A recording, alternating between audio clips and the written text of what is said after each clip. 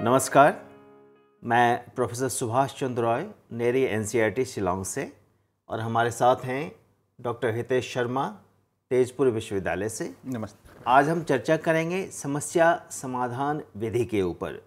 समस्या समाधान विधि एक शिक्षण विधि के रूप में कैसे हमारे लिए उपयोगी हो सकती है, यह एक कैसे प्रभावी शिक्षण विधि है, इन तमाम बातों की जानकारी आज हम लेंगे डॉक्टर हितेश शर्मा से। Doctor Hitesh Sharma ji sir. शिक्षण की अनुदेशात्मक विधियां कौन कौन सी हैं? नमस्ते सर। हमने पिछले कई चर्चाओं में जो शिक्षण की अध्यापन की जो मुख्य मुख्य विधियां हैं उन्हें हमने दो भागों में बांटा था। एक है शिक्षक केंद्रित विधियां, दूसरी है विद्यार्थी केंद्रित विधियां। शिक्षक केंद्रित विधियां वे थी जिसमें कि शिक्षक केंद्र में है या शिक्षक कक्षा में सक्रिय रूप से कार्य कर रहा है एवं विद्यार्थी, कुछ विद्यार्थी सक्रिय हैं, सारे विद्यार्थी सक्रिय हो भी सकते हैं, लेकिन सामान्यतः देखा जाता है कि सारे विद्यार्थी सक्रिय नहीं होते हैं। तो उसमें शिक्षक जो अपना अध्यापन करते हैं उन्हें हमने कहा था अनुदेशनात्मक विधियां या इंस्ट्रक्शनल मेथड्स।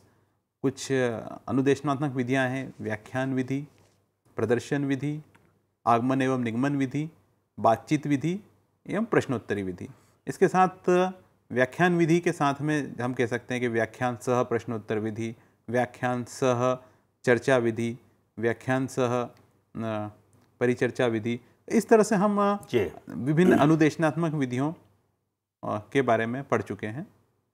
एवं दूसरा हमारा जो मुख्य समूह है अनुदेशनात्मक विधियां, जैसे आपने बताया, दूसरी है विद्यार्थी केंद्रित विधियां जी या विद्यार्थी अनुकूल विधियां, जिसमें छात्र केंद्र में रहे। छात्र केंद्रित विधियां हैं वे जिसमें छात्र पूरे समय सक्रिय होता है जी। सभी छात्रों की भागीदारी होती है और सभी छात्र अधिगम में समान रूप से भाग लेते हैं। जैसे विद्यार्थी अनुकूल विधियों के जो हमारे विभिन्न उदाहरण हैं, खेल विधि, परियोजना विधि जी, समस्या समाधान विधि, अन्वेषण विधि, भूमिका निर्वाह विधि एवं भ्रमण विधि। तो हम कह सकते हैं कि जो हमारी विभिन्न विभिन्न विधियां हैं जिसमें छात्र पूरी रुचि के साथ, सक्रियता के साथ भाग ले रहा है, खेल में, परियोजना में, समस्या समाधान में, किसी अन्वेषण करने में, भूमिका निर्वाह में या किसी फील्ड में, ट्रिप में, तो इस तरह से हम कहेंगे ये विधियां विद्यार्थी अनुकूल विधियां हैं। आपने बड़ी अच्छी बात कही। इसी में आपने बताया कि समस्या समाधान विधि एक विद्यार्थी अनुकूल विधि है। आप से हम जानना चाहेंगे अपने दर्शकों के लिए कि समस्या क्या है, समस्या को हम समझेंगे कैसे कि यह समस्या है। जी हाँ सर, आपने बहुत ही अच्छा प्रश्न किया यहाँ पर। समस्या समाधान विधि में सबसे पहला ही प्रश्न हमारे मस्तिष्क में आता है कि समस्या क्या है। तो समस्या से तो हर कोई परिचित है। हर व्यक्ति के जीवन में हर दिन कुछ न कुछ समस्याएं आती है। कभी कुछ समस्याएं बड़ी है, कुछ समस्याएं छोटी है, कुछ दीर्घकालीन समस्याएं, कुछ तात्कालिक समस्याएं, कुछ का हल तुरंत मिल जाता है, कुछ का हल काफ़ी समय बाद मिलता है। कुछ समस्याएं हमारे स्तर की है, कुछ समाज के स्तर की है, कुछ देश के स्तर की है। तो समस्याएं तो हर जगह पर है। कुछ देश की समस्याएं, कुछ समाज की समस्याएं, कुछ व्यक्ति की समस्याएं हैं। लेकिन हमारे अध्यापन के अंतर्गत भी बहुत सारी समस्याएं हैं। अधिगम से संबंधित समस्याएं हैं, अध्यापन से संबंधित समस्याएं हैं। तो हम समस्या क्या है यह जानने के लिए पहले तो हमें देखना होगा कि हमारे दिन प्रतिदिन की जो क्रियाकलाप हैं उसमें हम किन समस्याओं से हमें दो चार होना पड़ता है। जैसे कि यदि हम कहीं जा रहे हैं, हमारे रास्ते में कहीं गाड़ी खराब हो गई है तो वो हमारे लिए एक समस्या बन जाती है। या घर पर कहीं बाहर से आते हैं और वहाँ पर ताला लगा हुआ है, हमारे पास घर की चाबी नहीं है, तो वो हमारे लिए एक समस्या हो जाती है। हमारा घर में खाना पकाने की गैस ख़त्म हो गई है तो हमारे लिए एक छोटी समस्या है जी। हमारे घर में यदि पानी नहीं आ रहा है तो हमारे लिए एक समस्या है। तो हर दिन हमारे जो डेली लाइफ में कुछ न कुछ समस्याएँ आती है। जैसे शिक्षण के संदर्भ में देखें तो विद्यार्थी को कक्षा में कुछ भी समझ में नहीं आ रहा है, वो एक समस्या है जी। अध्यापक, ये तो बड़ी समस्या है। ये तो बड़ी समस्या है। कई बार होता है अध्यापक सिर्फ पढ़ा रहे हैं, उन्हें उसकी कोई फिक्र या चिंता नहीं है कि विद्यार्थी कुछ समझ रहे हैं या नहीं समझ रहे हैं, तो वहाँ एक समस्या हो जाती है। कई बार विद्यार्थी सिर्फ श्यामपट्ट पर लिखते ही रहते हैं, विद्यार्थी की ओर देखते भी नहीं है, तो वह अपने आप में एक समस्या हो जाती है। तो इस तरह से कई तरह की समस्याओं से हमारे अधिगम और शिक्षण में जी हम उनके सामने, हमारे सामने आती है। समस्याएं बहुत ज़्यादा हैं और तरह तरह की समस्याएं हैं, लेकिन उनका समाधान भी चाहिए। जी हाँ। तो समस्या समाधान क्या है? समस्या समाधान, अब इस विधि को समझने से पहले हमें समझना होगा कि समस्या समाधान क्या है। जब हमारे, जैसे कि देखिए, यदि हमारे पास कोई समस्या आती है तो हम उसका समाधान कैसे करते हैं। हम सबसे पहले देखते हैं कि उसका समाधान किन किन तरीकों से हो सकता है, जिसे हमारी भाषा में कहेंगे कि संभावित विकल्प क्या क्या हैं। संभावित विकल्पों की हम सूची बनाएंगे। जैसे हमारे पास समस्या आ गई कि जैसे हमारे शिक्षक साथी घर से निकले विद्यालय जाने के लिए, विद्यालय उनका 10 किलोमीटर दूर है, 5 किलोमीटर जाने के बाद उनका स्कूटर खराब हो गया, तो अब उनके पास समस्या यह है कि विद्यालय कैसे पहुँचे। जी जी। अब उनको लक्ष्य पता है उन्हें कि जाना है विद्यालय, पर उसे करें कैसे। जाना कहाँ है ये पता है जी, करना क्या है ये पता है, लेकिन कैसे करना है यहाँ समस्या है। तो समस्या के लिए वो अपने विकल्प सोचेंगे कि मेरे पास क्या क्या विकल्प हैं। विकल्प एक, उन्हें पैदल चल के विद्यालय जाना है, लेकिन विद्यालय इतनी दूर है तो उनका जो कक्षा है वो तो ख़त्म हो जाएगी, जी जो उन्हें कक्षा लेनी है जाकर जी। विद्यालय में। दूसरा विकल्प, गाड़ी को वहीं पर छोड़ें और बस से चले जाएं। जी। तीसरा विकल्प, घर से किसी को, बेटे को फ़ोन करके बुला लें, वो लेके छोड़ के जाएगा, या फिर किसी से लिफ्ट लें विद्यालय जाने के लिए। तो कई कई तरह के विकल्प हैं उन्हें पास। तो उन्हें सारे विकल्पों पर गौर करना होगा कि कौन सा विकल्प सर्वाधिक उपयुक्त है। तो जब समस्या समाधान हमारे सामने ये शब्द आता है तो हम सारे संभावित विकल्पों की सूची बनाते हैं, फिर प्रत्येक संभावित विकल्प का विश्लेषण करते हैं।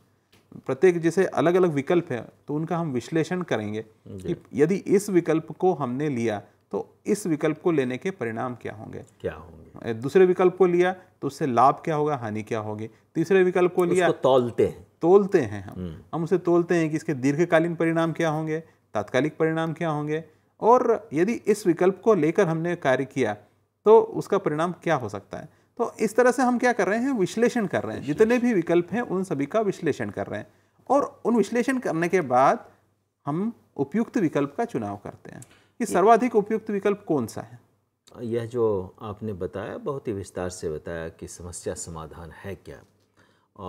लेकिन पढ़ाई लिखाई की दुनिया में, विद्यालय की दुनिया में यह समस्या समाधान एक अध्यापन के विधि के रूप में कैसे इस्तेमाल हो सकता है, एक शिक्षण विधि के रूप में कैसे इस्तेमाल हो सकता है? जी हाँ सर, आपने बहुत ही अच्छा प्रश्न किया है कि समस्या से हम परिचित हैं, समस्या समाधान के कुछ तरीकों से हम परिचित हैं, लेकिन अध्यापन में इसका प्रयोग कैसे करें, यह शिक्षक के लिए अपने आप में एक समस्या है क्योंकि उसे अध्यापन में कैसे प्रयोग में लाएं। शिक्षक करता क्या है अध्यापन के दौरान? शिक्षक अध्यापन में अधिगम करवाता है विद्यार्थियों को।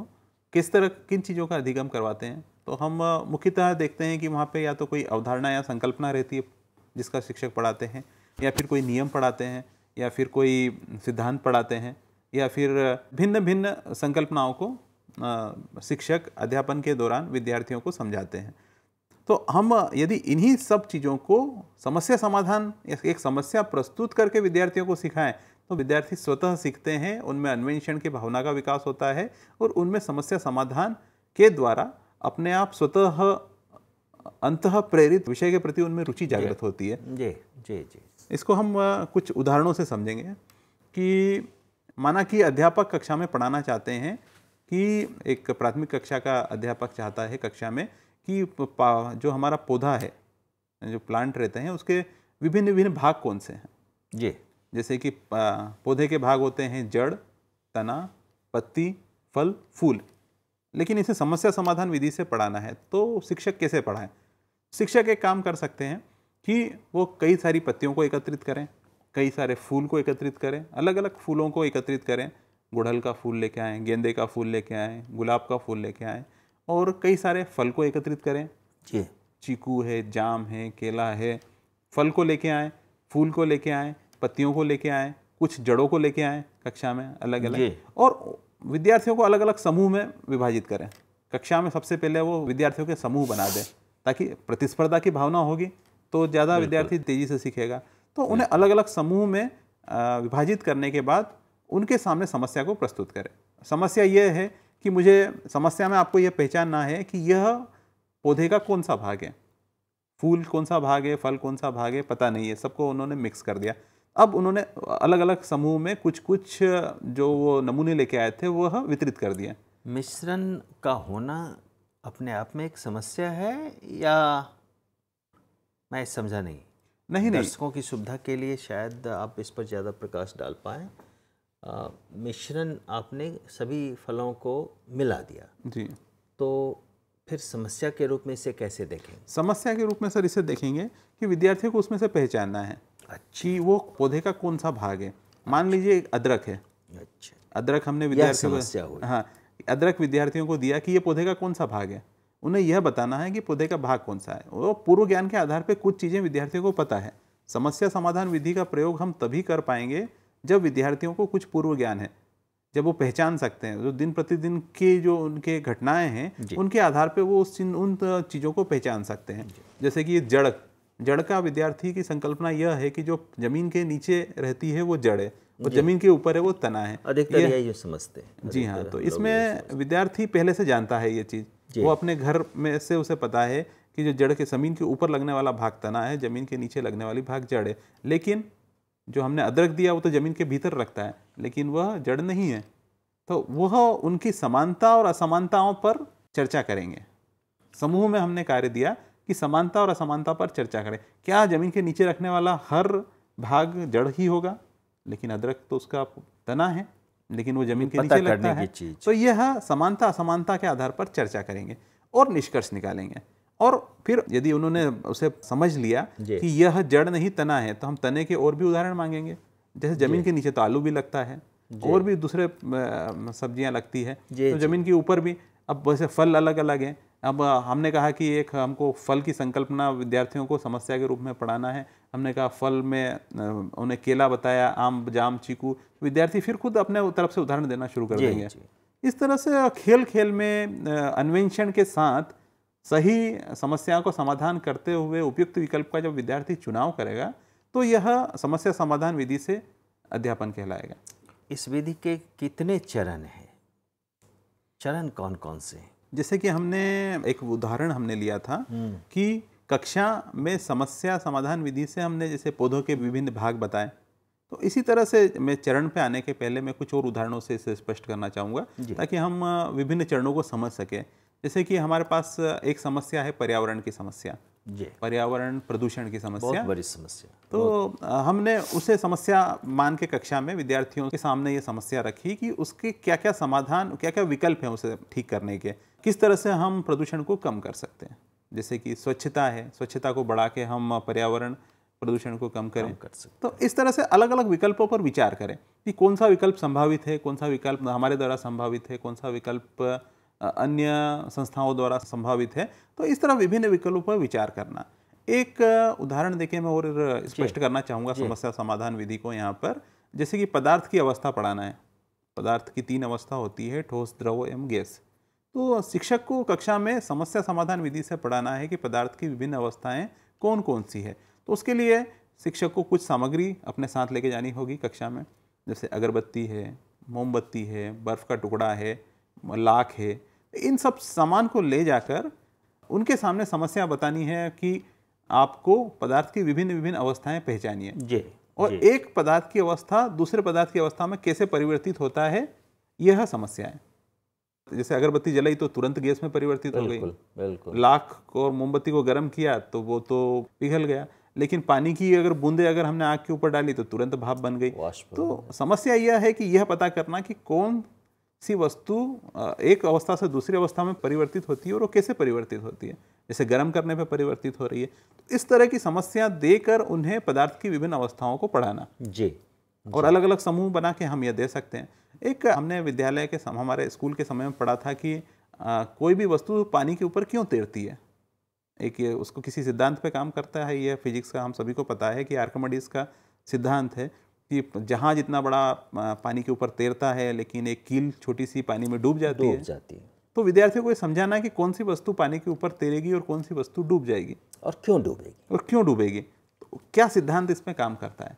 यह अगर हम विद्यार्थियों को पढ़ाना चाहते हैं और समस्या समाधान विधि के द्वारा पढ़ाना चाहते हैं तो उनके सामने एक समस्या हमें रखनी पड़ेगी कि हमें बीकर में ले जाके 2-3 अलग अलग वस्तुएं दिखानी पड़ेगी। यानी कि एक लकड़ी का टुकड़ा वो पानी में नहीं डूब रहा है, लेकिन एक लोहे का टुकड़ा वो पानी में डूब जाता है, कील लोहे की पानी में डूब जाती है और कागज पानी में तैरता है। तो कुछ वस्तुएं तैरती है, कुछ डूब जाती है। तो ऐसे हम कई तरह की वस्तुएं लेके जाएं, अलग अलग बीकर में करके दिखाएं और विद्यार्थियों के सामने ये समस्या प्रस्तुत करें कि इसमें से कुछ डूब रही है, कुछ नहीं डूब रही है, तो क्या सिद्धांत और कैसे काम कर रहा है। जी। तो फिर इस तरह से हम आर्किमिडीज का सिद्धांत कि उसका जो पानी का जो विस्थापन है, वो कितना पानी का विस्थापन अपने भार से ज़्यादा अगर विस्थापन करता है तो ही वो पानी वस्तु जब उस पानी में तैर सकती है। जैसे कि तैरने का सिद्धांत काम करता है, जब हम तैरते हैं तो पानी का विस्थापित करते हैं। गणित में एक बहुत ही रोचक तथ्य है पाइथागोरस प्रमेय। हम पाइथागोरस प्रमेय पढ़ाते हैं कि यदि दो त्रिभुज की भुजाएं पता है तो तीसरी भुजा हम कितनी लंबाई है वो हम निकाल सकते हैं। ये एक सूत्र है पाइथागोरस का, आप हम सब जानते हैं। तो हम पाइथागोरस का ये सूत्र को सीधा बताने के बजाय हम उसको एक समस्या के रूप में विद्यार्थियों को बता सकते हैं। जैसे कि हमने एक बनाया कि एक नदी है, नदी के इस पार से उस पार कितनी दूरी है ये पता नहीं है, लेकिन वहाँ से एक मंदिर है थोड़ी दूर, वहाँ से यहाँ तक की दूरी तो विद्यार्थी हम निकाल सकते हैं। लेकिन नदी पार करना मुश्किल है क्योंकि नदी गहरी बहुत है। हमारे पास वहाँ पे एक त्रिभुज बन रहा है, तो दो तरफ की लंबाई और तो हमारे पास है, लेकिन तीसरी भुजा की लंबाई हमें पता करना है। तो क्या कोई गणित का ऐसा सूत्र है जिससे हम पता कर सकते हैं? तो वहाँ पाइथागोरस का सूत्र है कि हम बिना नदी पार करे भी इसकी लंबाई पता कर सकते हैं। जैसे कि हमने स्कूल के दिनों में यह समस्या पढ़ी थी कि एक बहुत बड़ी इमारत है, उस इमारत पे बिना चढ़े उसकी लंबाई ज्ञात करना है, सिर्फ उसकी परछाई को देखते हुए, और उस पर कितने अंश का कोण बन रहा है ये हमें पता है, तो हम उसकी इमारत की लंबाई, यदि हम समस्या दे के विद्यार्थियों को ये काम दे दे कि उन्हें करके लाना है अपने विद्यालय की इस इमारत की कितनी ऊंचाई है यह पता करना है, तो इस तरह से विभिन्न विभिन्न समस्याओं के द्वारा हम किसी नियम और सिद्धांत को पढ़ा सकते हैं। बिल्कुल, बिल्कुल। अब आपका जो आपने मुझसे अभी एक बहुत अच्छा प्रश्न रखा था इसके पहले कि उसके चरण कौन कौन से, किन किन स्टेप से हम ये कार्य करेंगे, तो इसमें हमारा देखा है कि हमने सबसे पहला जो चरण है वो है समस्या की पहचान करना। विद्यार्थियों को हमने विभिन्न तरह की समस्याएं दी, तो विद्यार्थी सबसे पहले उसकी पहचान करें कि समस्या है क्या। कभी कभी समाज में कोई समस्या देने वाला नहीं, समस्याएं अपने आसपास बिखरी होती हैं, उसकी भी पहचान करना एक चुनौती है। जी हाँ, कि समस्या की पहचान इसका सबसे पहला है कि विद्यार्थी समझे कि समस्या है क्या वहाँ पर। जब वो समझ जाएगा तो उस समस्या का परिभाषीकरण करना, उस समस्या को परिभाषित करे, ये उसका दूसरा चरण है। समझने का कुछ सूचक है कि यह समस्या है और यह समस्या नहीं है? दर्शकों की सुविधा के लिए शायद बता नहीं, समस्या तो तभी कहेंगे जब वो कुछ बाधा उत्पन्न करे, कुछ लक्ष्य को प्राप्ति में बाधा उत्पन्न कर रही है, तभी ये समस्या है। लेकिन उसको पूरी तरह से परिभाषित कैसे करें कि परिभाषित यानी कि उसे पिन पॉइंटेड समझ में आ जाए कि यहाँ पर समस्या है। तो जो द्वितीय चरण है वो समस्या का परिभाषीकरण है, और जो उसका तृतीय चरण है हमारे पास कि फिर उसके बाद हम वैकल्पिक समाधानों को खोजें, वैकल्पिक समाधान ढूंढें विद्यार्थी कि वैकल्पिक कौन कौन से उसके समाधान हो सकते हैं, अलग अलग समाधानों। और जब वैकल्पिक समाधानों को खोज लिया है तो फिर विचार का मंथन करें, अपने समूह में चर्चा करें, विचार का मंथन करें, और फिर सर्वाधिक उपयुक्त विकल्प को तलाश करें, उसको ढूंढें कि विभिन्न विभिन्न विकल्पों में सर्वाधिक उपयुक्त विकल्प कौन सा है, हमारे पास जितने भी उपलब्ध विकल्प हैं, और उसके बाद फिर एक रणनीति बनाएं। एक विकल्प को चुन लें और उसके बाद फिर रणनीति का निर्माण करें, और रणनीति के बाद उस रणनीति का क्रियान्वयन करें, और रणनीति क्रियान्वयन करने के बाद उसका मूल्यांकन करें। यह विभिन्न विभिन्न चरण है समस्या समाधान के। गिक मॉडल क्या है इसमें? जो हमने विभिन्न विभिन्न अभी समस्या के चरण पे चर्चा की, इसी तरह से एक गिक ने एक मॉडल दिया है अपना समस्या समाधान का, जो कि 1986 में दिया गया है ये मॉडल गिक के द्वारा। तो गिक का कहना है कि प्रथम हमने समस्या का प्रस्तुतिकरण किया, समस्या प्रस्तुतिकरण करने के बाद समस्या को समाधान खोजा, समस्या समाधान खोजने के बाद उस समाधान का क्रियान्वीकरण करा। अब क्रियान्वीकरण के बाद दो स्थिति हो सकती है, या तो सफल या असफल। यदि सफल हो गए तो समस्या का समाधान हो गया, और असफल हो गए तो इस चक्र को पुनः वापस समस्या का प्रस्तुतिकरण आगे बढ़ाएंगे, उसी को आगे बढ़ाएंगे। समस्या का पुनः प्रस्तुतिकरण करेंगे, फिर उसके समाधान को खोजेंगे, फिर समाधान का क्रियान्वीकरण करेंगे, और फिर समस्या का समाधान होने पे हम सफल होंगे। बार बार ये करना। तो ये गिक द्वारा दिया गया था। इसमें एक और मॉडल है ब्रांस्फर एंड स्लेन के, वो इससे मिलता जुलता है या अलग है?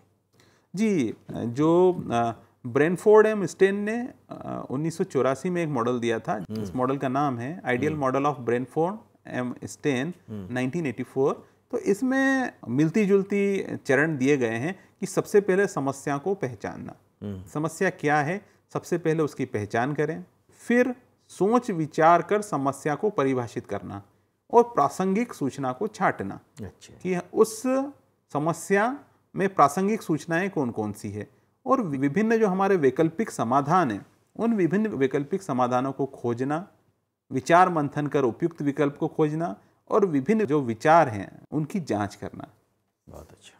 इसके बाद इस मॉडल के अंदर जो अगली स्टेप है या अगला चरण है कि रणनीति बनाना। अच्छा, रणनीति बनाना, उस रणनीति पर कार्य करना और रणनीति पर कार्य कर कर जब उसको इम्प्लीमेंट करना या उसका क्रियान्वयीकरण करने के बाद पश्चावलोकन करना जी, कि बाद में हमने क्या रणनीति बनाई थी उसका पश्चावलोकन करें और अपने क्रियाकलाप के प्रभाव का मूल्यांकन करना कि जो हमने क्रियाकलाप किया था समस्या समाधान के लिए वह कितना सफल हुआ, इसका मूल्यांकन करें।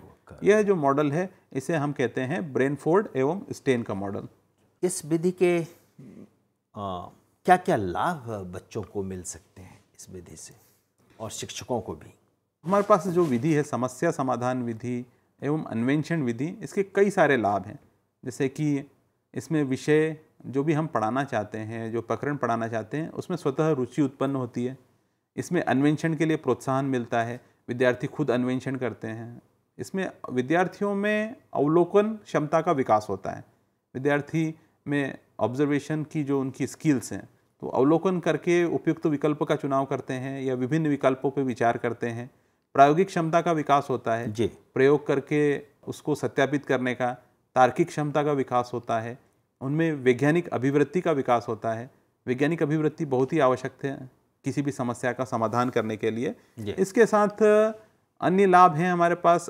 विद्यार्थी सीखते हैं कि आंकड़ों का एकत्रीकरण कैसे किया जा सकता है, जो विभिन्न डेटा है उनका एकत्रीकरण कैसे करें, उन आंकड़ों की व्याख्या कैसे करें।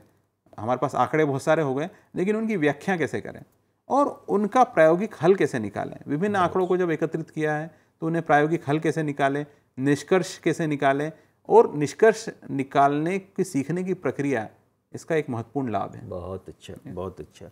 क्या इस विधि को अपनाने में कोई चुनौती भी है?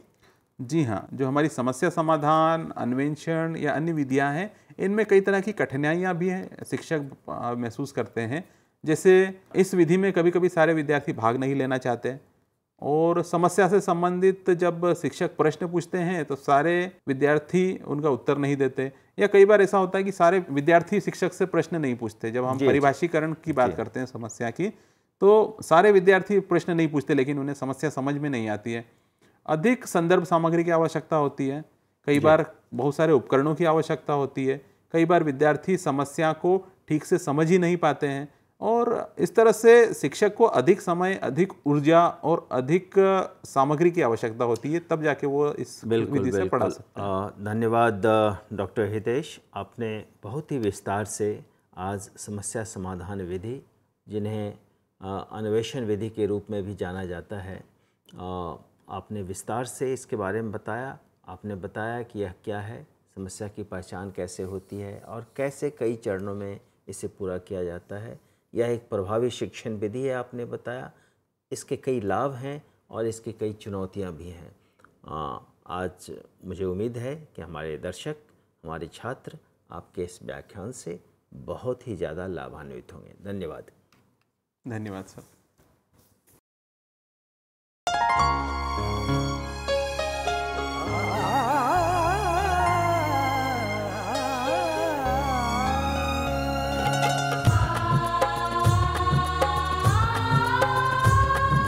जीवन ये प्रकाशित करने, राहों को आलोकित करने, हम अपना दीपक स्वयं बने, हम अपना रास्ता स्वयं चुने।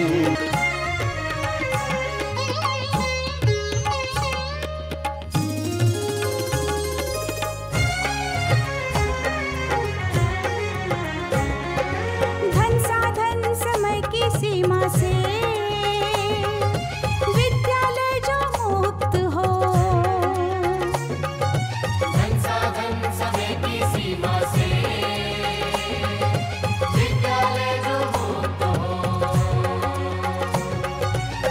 भी पढ़े हम कहीं पढ़े, वे विषय की लोच से युक्त हो।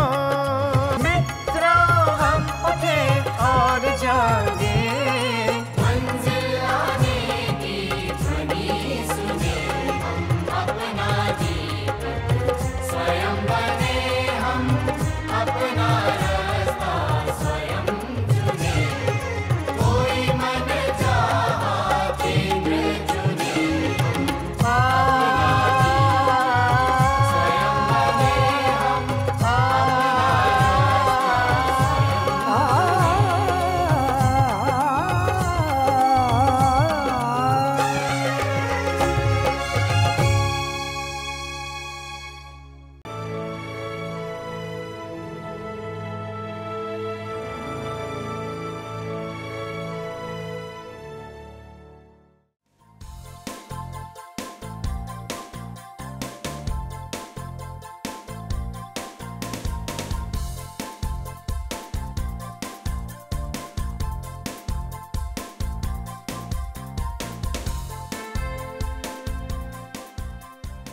घर बैठे पाएं राष्ट्रीय मुक्त विद्यालय शिक्षा संस्थान यानी NIOS में एडमिशन, वो भी एकदम आसान तरीके से, जिससे शिक्षार्थियों को होगी समय और धन दोनों की बचत।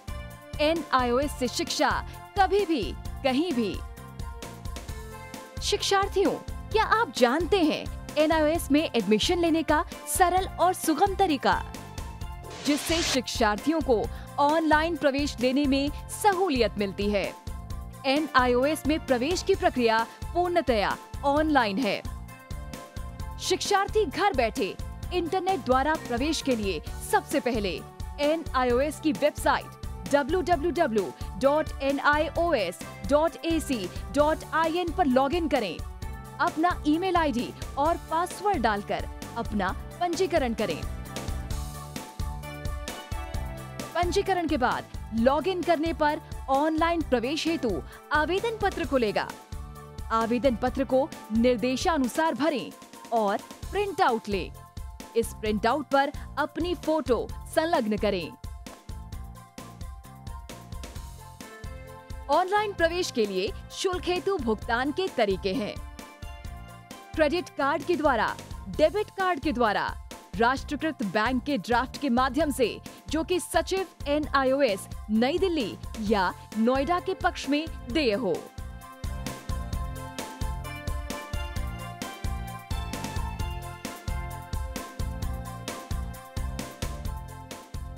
भरे हुए आवेदन पत्र के साथ साथ डिमांड ड्राफ्ट और संलग्न किए जाने वाले दस्तावेज हैं: जन्म रजिस्ट्रार के जिला कार्यालय से जारी जन्म प्रमाण पत्र की सत्यापित प्रति, जिसमें जन्म तिथि अंकित हो, पिछले विद्यालय से प्राप्त विद्यालय छोड़ने का प्रमाण पत्र, जिसमें आवेदक की जन्म तिथि लिखी हो। प्रवेश फॉर्म का प्रिंट आउट NIOS के संबद्ध क्षेत्रीय केंद्रों पर 10 दिनों में पहुंच जाना चाहिए, अन्यथा उचित दस्तावेज न लगे होने पर आवेदन फॉर्म रद्द किया जा सकता है। प्रवेश प्रक्रिया की पुष्टि होने के बाद शिक्षार्थियों को परिचय पत्र व अध्ययन सामग्री डाक द्वारा तुरंत पहुंचाई जाती है। ऑनलाइन प्रवेश एक बहुत ही सुगम और सुविधाजनक प्रवेश प्रणाली है। Online on time for safe and secure admission.